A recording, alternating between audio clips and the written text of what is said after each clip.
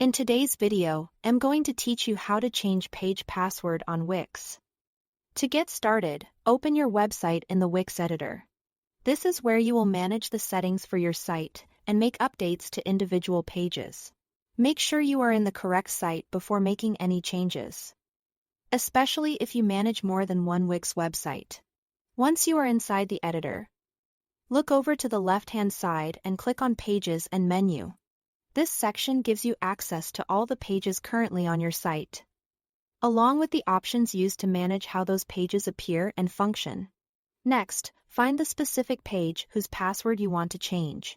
When you locate it, hover your mouse over that page name and click the More Actions icon, which appears as 3 dots. This opens a menu with additional page options that aren't visible by default. From that menu, click Settings. This will open the Page Settings panel, where Wix lets you control important details related to that page, including visibility and access permissions.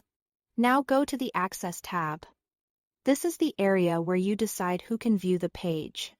If your page is meant to be restricted, this is where you manage that protection. Under the Access options, select Password Holders. This tells Wix that the page should only be available to visitors who enter the correct password before viewing it. If this option is already selected, that's fine. You can still update the existing password here. After that, type your new password into the field labeled What's the page's password. Choose something that is easy enough for approved visitors to use, but still secure enough to protect the content on that page.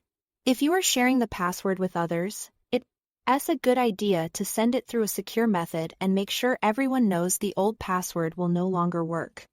When you've entered the new password, press Enter on your keyboard to save the change.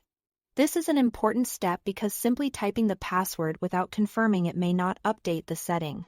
Finally, click Publish in the top right corner of the editor. This makes the password change live on your website, so anyone trying to access that page will need to use the new password going forward.